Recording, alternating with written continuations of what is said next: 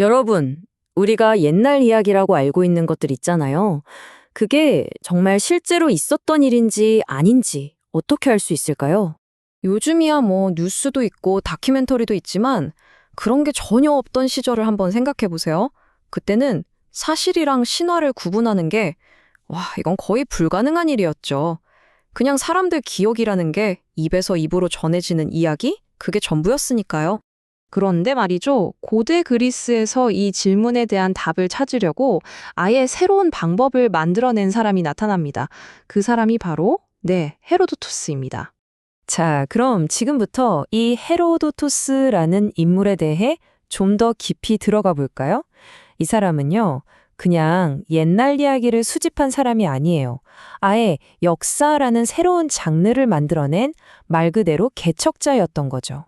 그가 쓴 책의 원래 제목이 히스토리아인데 이게 그냥 이야기라는 뜻이 아니에요. 그리스어로 탐구 또는 조사라는 뜻입니다. 그러니까 헤로도토스의 목표는 단순한 사건 나열이 아니었던 거죠. 이 위대한 사건들이 대체 왜 일어났을까? 그 원인을 파고드는 거. 바로 그게 핵심이었어요. 그의 방법이라는 게, 진짜 그 시대에는 혁명적이었어요. 요즘 말로 좀 바꿔서 설명해 볼게요. 첫째, 직접 발로 뛰는 현장 조사. 이집트, 페르시아, 흑해까지 어마어마한 지역을 직접 돌아다니면서 눈으로 본 거죠. 둘째, 인터뷰. 사건을 직접 본 사람들이나 현지인들을 만나서 생생한 증언을 들었어요. 그리고 마지막으로 이게 정말 중요한데, 그렇게 모은 여러 이야기들을 그냥 믿는 게 아니라 서로 비교하면서 교차 검증을 한 겁니다. 뭐가 진짜에 가까울까 하고요. 자, 그럼 헤로도토스가 이렇게까지 공들여서 탐구한 핵심 사건은 대체 뭐였을까요? 그건 바로 고대 세계 전체를 뒤흔들어 놓았던 그리스와 페르시아의 거대한 전쟁이었습니다. 지금 보시는 지도처럼 에게해를 딱 가운데 두고 두 거대한 문명이 마주보고 있었어요. 한쪽엔 자유를 외치는 여러 도시국가들이 모인 그리스가 있었고요. 다른 한쪽엔 어마어마한 영토를 가진 페르시아 제국이 버티고 있었죠. 자, 근데 여기서 헤로도토스의 통찰력이 정말 빛을 발하는데요. 그는 이 전쟁을 그냥 땅 따먹기 싸움으로 보지 않았다는 거예요. 이건 완전히 다른 두 세계관의 충돌이다. 이렇게 본 거죠. 모든 걸 다스리는 왕 한 명, 그리고 그 아래 복종하는 신하들. 이게 페르시아의 전제 정치였다면 그리스는 시민 한 사람 한 사람이 주인인 자유를 가치로 내세웠거든요. 바로 이 둘이 제대로 붙은 겁니다. 전쟁은 어떻게 시작됐냐? 페르시아 땅에 살던 그리스계 도시들이 더는 못 참겠다 하고 반란을 일으켰어요.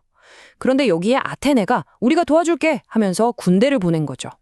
이 소식을 들은 페르시아의 다리우스 대왕이 완전 분노했겠죠?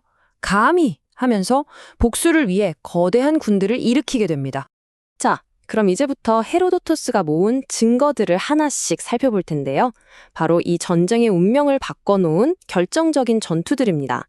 그 첫 번째 무대는 바로 그 유명한 마라톤 전투입니다. 이건 누가 봐도 다윗과 골리앗의 싸움이었어요.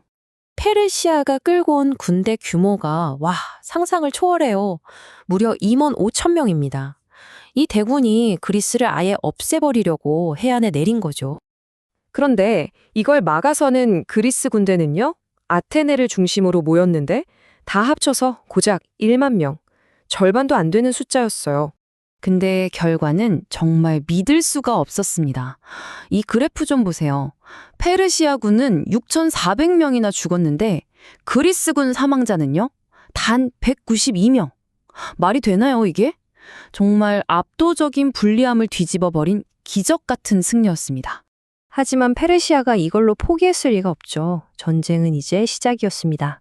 정확히 10년 뒤 다리우스의 아들인 크세르크세스가 아버지의 복수다 하면서 이번엔 저번이랑 비교도 안 되는 진짜 어마어마한 육군과 해군을 이끌고 다시 쳐들어옵니다.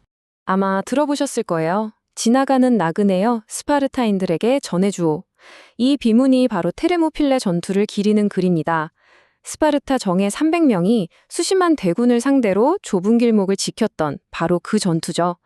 결국엔 패배했지만 이 싸움은 자유를 위한 저항의 상징으로 지금까지도 기억되고 있습니다. 그리고 마침내 이 기나긴 전쟁의 흐름을 단번에 완전히 뒤집어버리는 결정적인 한 방이 터집니다. 바로 살라미스 해전입니다. 그리스의 전략은 아주 간단하고도 천재적이었어요. 숫자가 적으니까 일부러 좁은 바다로 덩치 큰 페르시아 함대를 유인한 거예요. 거기서는 큰 배들이 올려 움직이기 힘드니까요. 그래놓고 작고 빠른 우리 배들로 휙휙 돌아다니면서 적 함선들을 그냥 들이받아버린 겁니다. 와, 이 똑똑한 전술 하나로 그리스는 전쟁의 판도를 완전히 자기들 쪽으로 가져오게 되죠. 자, 그럼 이 모든 걸 기록한 헤로도토스. 우리는 이 사람을 어떻게 봐야 할까요? 사실 그의 평가는 생각보다 좀 복잡합니다. 한쪽에서는 역사의 아버지라고 극찬을 하죠. 그런데 다른 한쪽에서는요, 거짓말의 아버지라고 비난하기도 해요. 왜냐하면 그의 기록에 좀 과장된 부분도 있고, 신화나 전설 같은 호모맹랑한 이야기도 그대로 실려 있거든요. 그런데 현대에 들어서면서 재평가가 이루어집니다. 고고학 기술이 발달해서 땅을 파보니까 헤로도토스가 쓴 내용 중에 상당수가 이거 진짜네? 하고 증명이 된 거예요. 그리고 그가 썼던 신화 같은 이야기들도 이게 거짓말을 하려던 게 아니라 당시 사람들은 진짜 세상을 이렇게 생각했구나 하는 그 시대의 세계관을 보여주는 아주 귀한 자료로 인정받게 된 거죠. 결론적으로 헤로도토스가 남긴 가장 위대한 업적은 바로 이거라고 할 수 있습니다. 인류가 과거를 기억하는 방식을 그냥 전해 내려오는 신화에서 직접 증거를 찾고 질문하는 탐구의 방식으로 바꿔놨다는 것. 이게 정말 대단한 겁니다. 헤로도토스는 수많은 이야기들 중에서 어떤 것을 남길지 선택했습니다. 자, 그렇다면 지금 우리가 살고 있는 이 세상은 과연 누구의 이야기에 의해 만들어지고 있는 걸까요? 한 번쯤 생각해 볼 문제인 것 같습니다.